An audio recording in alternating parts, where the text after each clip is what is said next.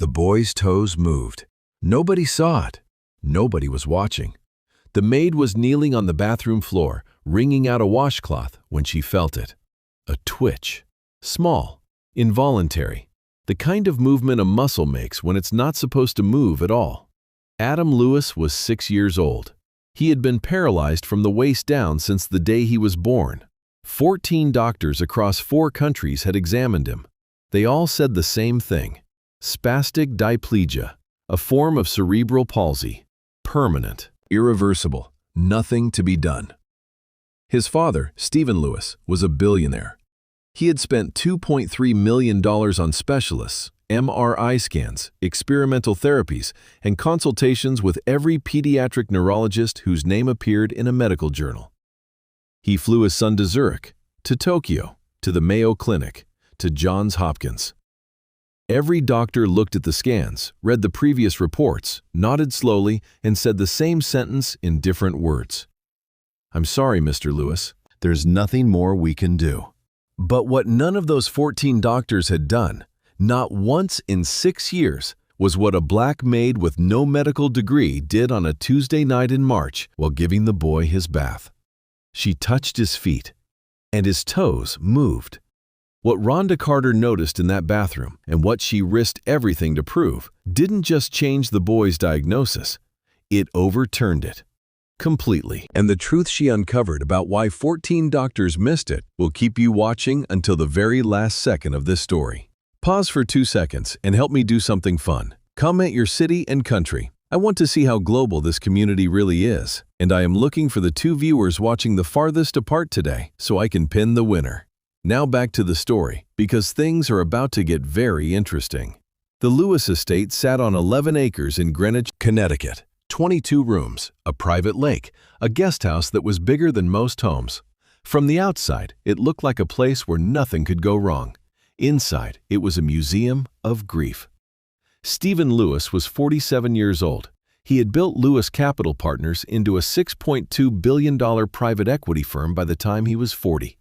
He was sharp, disciplined, and accustomed to solving problems with money, precision, and force of will. He had solved every problem in his life that way, except one. His son Adam was born 6 years ago at Greenwich Hospital. The delivery was complicated. The cord wrapped twice around the baby's neck, causing oxygen deprivation that lasted an estimated 90 seconds. When Adam was 3 months old, Stephen and his wife Celia noticed he wasn't kicking. His legs were stiff. His feet pointed inward. The pediatrician referred them to a neurologist. The neurologist ran tests. The diagnosis came back: spastic diplegia. The motor cortex had been damaged during delivery. The signals from the brain to the lower body were disrupted. Permanent. Stephen refused to accept it. He spent the next 6 years fighting. Not with lawyers, not with the hospital, with the diagnosis itself. He flew Adam to 14 specialists. He funded a research grant at Columbia. He hired a full-time physical therapist who worked with Adam 3 hours a day, 5 days a week. Adam could sit up with support. He could use his hands. He was sharp, verbal, curious, and wickedly funny. But his legs had never moved, not once. Not voluntarily, not involuntarily. Until the maid. Celia Lewis handled the grief differently. She retreated. She was present in the house, but absent in the rooms. She organized Adam's medications. She managed his therapy schedule. She spoke to the doctors in clinical terms and signed insurance forms without reading them. But she had stopped reading Adam bedtime stories 2 years ago. She had stopped carrying him from room to room. She had stopped saying the word walk. The household staff understood the unwritten rule.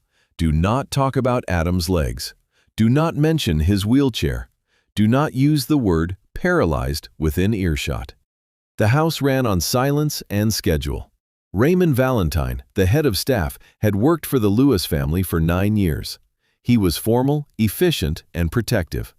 He screened every new hire personally. When Rhonda Carter's application came in through the agency, he almost passed on it. She had no references from high-net-worth families.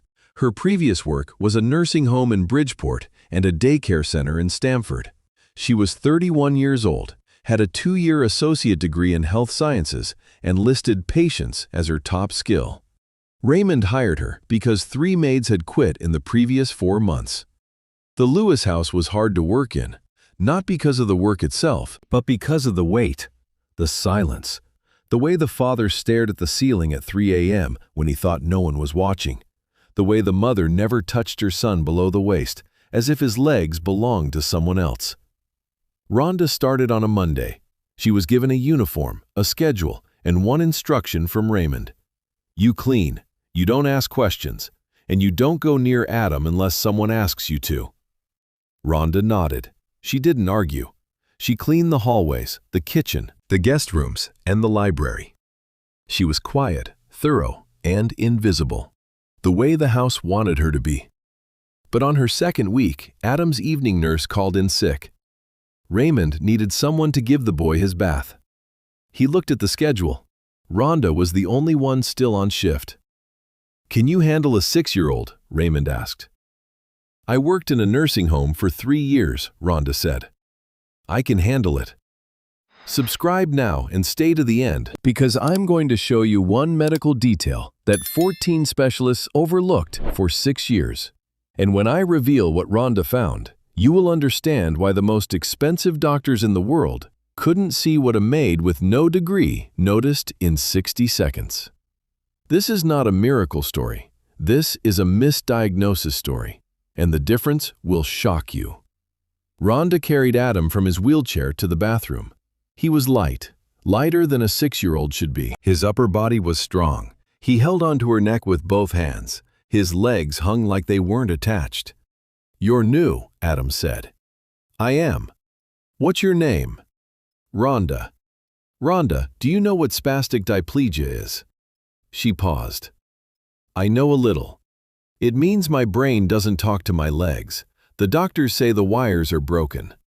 He said it the way a child recites a fact he's been told so many times it has lost all meaning. Rhonda set him in the bath. She supported his back with one hand and began washing his arms and chest with the other. Adam was calm. He was used to being handled by strangers. He had been handled by strangers his entire life. When Rhonda moved to his legs, she started at the knees the way she had been trained at the nursing home, gently supporting the joint, lifting the limb to wash underneath. She worked down to the calf, then the ankle, then the foot. She pressed her thumb along the sole of his left foot, a reflex check she had learned from her mother. Rhonda Carter had been a registered nurse for 28 years at Bridgeport Hospital. She specialized in geriatric neurology, elderly patients with strokes, spinal injuries, and degenerative conditions. When Rhonda was growing up, Nora used to quiz her at the dinner table. If the big toe goes up when you stroke the sole, what does that tell you? The Babinski reflex. It means there's a problem with the upper motor neurons, the brain. And if the toes curl down? That's normal in adults. It means the signal is reaching the foot. The lower motor pathway is intact. Rhonda pressed her thumb along the sole of Adam's left foot. She expected nothing. In spastic diplegia, the reflexes are either absent or exaggerated. The big toe fans upward, the classic Babinski sign. Adam's toes curled down, all 5 of them. Slowly, weakly, but unmistakably. Rhonda's hand stopped. She pressed again, same response. She moved to the right foot, same response. Toes curling down, a normal plantar reflex. In a child whose brain was supposedly unable to communicate with his lower body. Rhonda looked at Adam. He hadn't noticed. He was playing with a rubber boat. She finished the bath. She dried him off. She carried him to bed. She tucked him in. He fell asleep within minutes. Rhonda sat in the hallway outside his room for 15 minutes, thinking. She wasn't a doctor. She didn't have a degree. But she had grown up in a house where reflexes were dinner conversation. And she knew one thing with certainty. If Adam's toes curled down, his brain was talking to his legs. The upper motor neurons were intact. The problem wasn't in his brain. It was somewhere else. Rhonda did not go to Stephen Lewis. She did not go to Raymond. She went home and called her mother. "Mama, if a child is diagnosed with spastic diplegia, But the plantar reflex is normal. Toes curling down, not up. What does that mean? Nora was quiet for a long time. It means the diagnosis might be wrong. Wrong how? Spastic diplegia is an upper motor neuron condition. Damaged brain, disrupted signals going down. The Babinski sign should be positive, big toe up. If the toes are curling down, the brain pathways are working. The problem is lower, possibly spinal, possibly structural. Like what? Could be a tethered cord.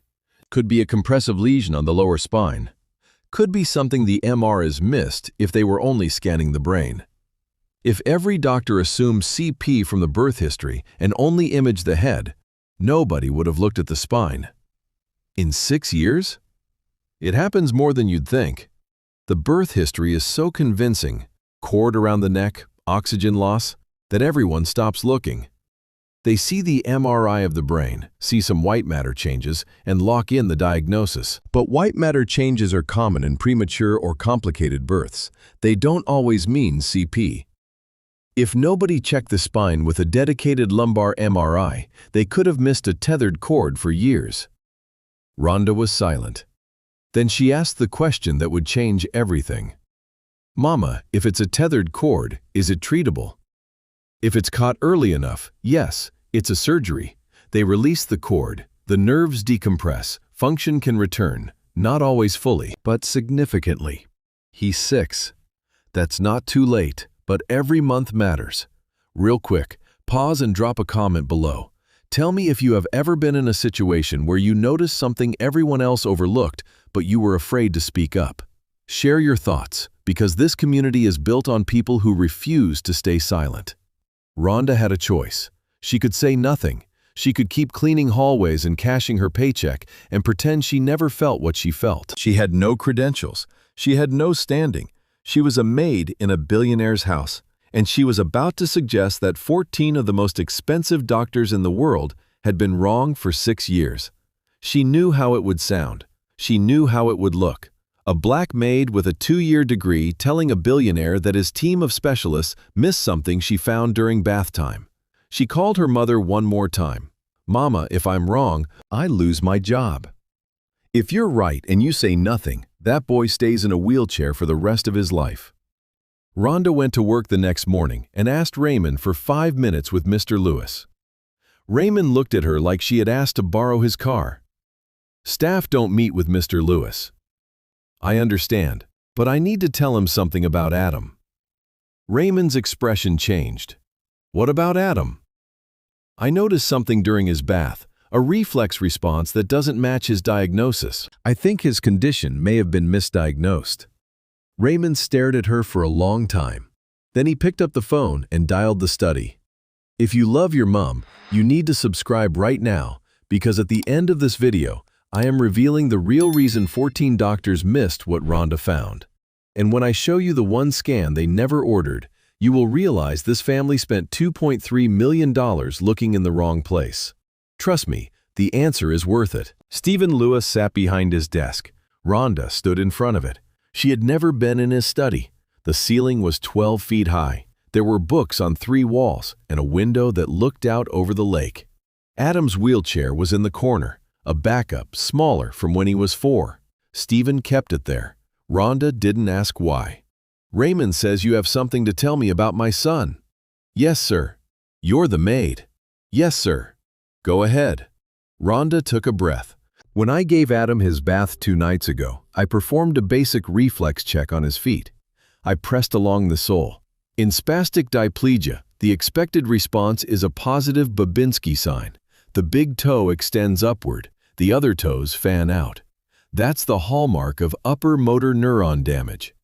Stephen's eyes narrowed. He wasn't angry. He was confused. Maids didn't talk like this. Adam's toes curled downward, Rhonda continued. All 5 on both feet. That's a normal plantar reflex. It means the signal from his brain is reaching his lower extremities. If the signal is reaching his feet, the problem isn't in his brain, it's lower, possibly his spine. How do you know this? My mother was a neurological nurse for 28 years. I grew up learning reflex tests the way other kids learn multiplication. Stephen leaned forward.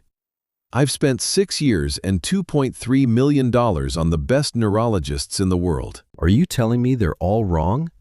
I'm telling you his toes move, sir, and in his diagnosis, they shouldn't. The room was silent for 11 seconds. Rhonda counted. What would you suggest? Stephen asked. His voice was different now, not angry, not dismissive, something she hadn't expected, desperate. A dedicated lumbar MRI, a scan focused on his lower spine, not his brain. If it's a tethered spinal cord, it would explain everything, the stiffness, the lack of voluntary movement, the failed therapies, and it's treatable, surgically. Stephen stood up. He walked to the window. He looked at the lake. Then he turned around. If you're wrong, I'm going to be very disappointed. If I'm right, sir, your son might walk. Stephen picked up his phone and called Dr. Kevin Martin, Adam's lead neurologist at Columbia. The conversation lasted 4 minutes. Rhonda heard Stephen say one sentence that made her knees weak with relief. I want a lumbar MRI, not the brain, the spine. Schedule it this week. The lumbar MRI was performed 3 days later at Columbia University Irving Medical Center. Rhonda was not present. She was not invited. She went to work, cleaned the house, and waited. At 4:47 p.m., Stephen Lewis called the house from the hospital. Raymond answered. Stephen said 6 words. Get Rhonda. Bring her here. Raymond drove Rhonda to Columbia in the family's black SUV. Neither of them spoke. When they arrived, Stephen was standing in the hallway outside the imaging center. His eyes were red. His suit jacket was off. His tie was loose. They found it, he said. Dr. Kevin Martin was inside, standing in front of a backlit MRI display. He looked shaken.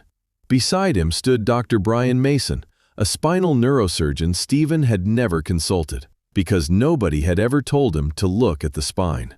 Mr. Lewis, Dr. Martin said, the lumbar MRI shows a tethered spinal cord at the L4 to L5 level. The filum terminale is abnormally thick, anchoring the cord in a position that compresses the nerve roots controlling the lower extremities. In English, Stephen said, your son's spinal cord is physically stuck. It's been stuck since birth. The nerves to his legs are being squeezed. That's why he can't move them. And the cerebral palsy diagnosis? Dr. Martin paused. This was the part that cost him something to say. The white matter changes on the original brain MRI were consistent with CP, and the birth history was compelling. I, assumed the diagnosis was correct based on the clinical picture. No one ordered a spinal MRI because the brain findings appeared sufficient to explain the symptoms. In 6 years, Stephen said, 14 doctors. We were looking in the wrong place, Mr. Lewis. Every one of us. Stephen turned to Rhonda. She was standing by the door, still in her work uniform, gray shirt, black pants, lanyard around her neck. How did you know? He asked. I didn't know. I felt his toes move, and I asked my mother what it meant. Your mother is a doctor. My mother is a nurse. She worked at Bridgeport Hospital for 28 years. She taught me reflexes when I was 12. Stephen looked at Dr. Martin. Then he looked at the MRI on the screen. Then he looked at Rhonda. Can they fix it? He asked Dr. Mason. The surgery is called a spinal cord detethering. We release the filum, decompress the nerve roots, and allow the cord to return to its normal position. In a child Adam's age, the prognosis for significant motor recovery is strong. He will need months of rehabilitation. It won't be instant, but the pathway is there. How do you know the pathway is there? Stephen asked. Dr. Mason looked at Rhonda. Because his toes curled. That means the nerves are alive. They've been compressed, not destroyed. Someone noticed. If you are still watching, you are exactly the kind of person this channel was built for. Hit that subscribe button so you do not miss the next episode. Because this exact pattern of overlooked diagnoses and impossible medical recoveries shows up in another billionaire family case I'm covering soon. And the detail Rhonda noticed here becomes even more important in that story. The surgery was performed 11 days later. It lasted 3 hours and 42 minutes. Dr. Brian Mason led the team. Stephen sat in the waiting room. Celia sat beside him. For the first time in 2 years, she held his hand. Rhonda was not at the hospital. She was at home in Bridgeport, sitting at the kitchen table with her mother. Nora Carter held her daughter's hand the same way Celia held Stephen's, tight, quiet, afraid to hope. "You gave that boy a chance," Nora said. "I just pressed his foot, Mama." "You pressed his foot and you listened to what it told you. That's not luck, that's training. That's 28 years of me quizzing you at this table." Rhonda smiled. "You were a hard teacher. I was a good nurse, and you are your mother's daughter." The surgery was successful. The cord was released. The nerves were decompressed. Adam was moved to recovery. He would begin physical therapy in 2 weeks. But here is the detail I told you to wait for. The secret that nobody in that hospital understood at the time. When Dr. Kevin Martin reviewed the original brain MRI from Adam's infancy, the scan that had locked in the CP diagnosis 6 years ago, he found something he had never noticed. A small notation in the radiologist's report, buried in the supplementary findings section.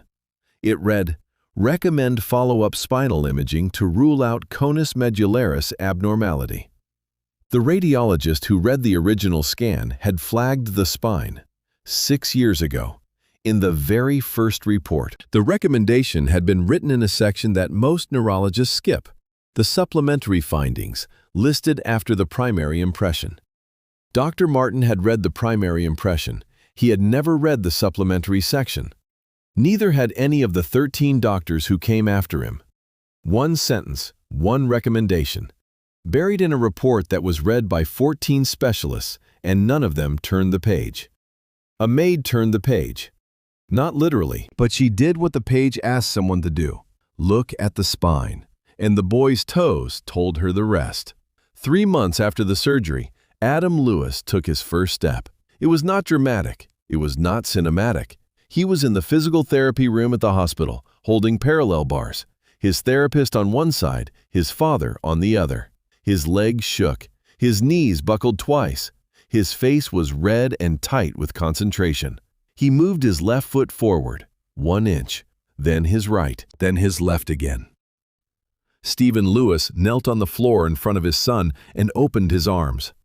Adam took 2 more steps and collapsed into him. Stephen caught him. He held his son against his chest and did not speak. He couldn't. His body was shaking too hard. Celia stood in the doorway. Her hand was over her mouth. Her eyes were closed. She was crying in a way Rhonda had never seen anyone cry. Silent, open, like something that had been sealed for years had finally broken. Adam looked up at his father. "Dad?" "Yeah, buddy. My legs are shaking." "I know. Is that normal?" Stephen laughed. It was the first time Rhonda had heard him laugh. "Yeah, buddy, that's completely normal." 6 months after surgery, Adam was walking with 4-arm crutches. 12 months after, he was walking with a single cane. By his 8th birthday, he walked into a room on his own, unaided, for the first time in his life.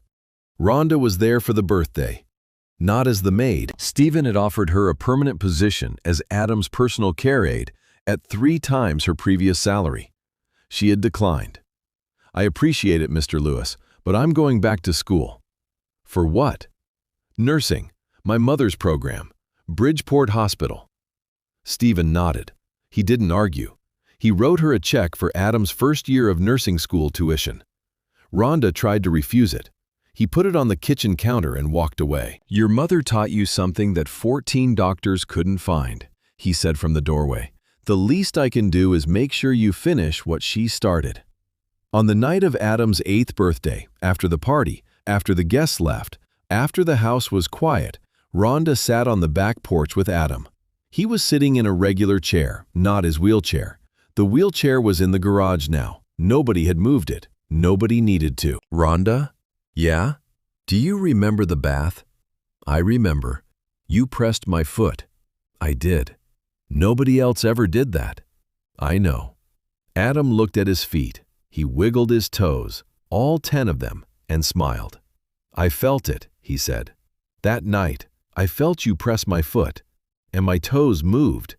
I didn't tell anyone because I didn't know what it meant. Rhonda looked at him. 6 years old in the bathtub, playing with a rubber boat, while his toes told a secret that could change his life. And he felt it. He felt it and didn't know what it meant. Nobody had ever told him what his own body was trying to say.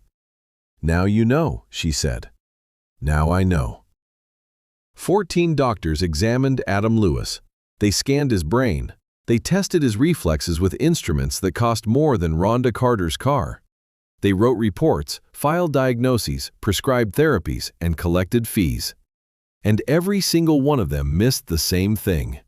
Not because they were incompetent, not because they didn't care, but because they looked where they expected to find the answer, and when they found something that confirmed what they already believed, they stopped. A maid didn't stop. She pressed a child's foot and felt his toes curl. She didn't have an MRI machine. She didn't have a medical degree. She had a mother who taught her reflexes at a kitchen table, and the courage to say out loud what she noticed, even when nobody wanted to hear it. The most expensive diagnosis in the world couldn't find what a 28-year nurse's daughter found with her thumb. Because medicine, for all its brilliance, sometimes forgets the simplest rule. Before you look at the scan, look at the patient. Before you read the report, touch the body. Before you trust the diagnosis, check the reflexes. Rhonda Carter checked the reflexes. And a boy who was told he would never walk stood up and proved 14 doctors wrong. Sometimes the answer isn't in the machine. It's in the hands of the person nobody thought to ask. Click the video on your right to see the 3 other cases where ordinary people discovered what Billionaire's experts missed, the hidden details everyone overlooked, and the one moment that changed everything. You will see the patterns, the missed signs, and the exact second when the truth finally came out.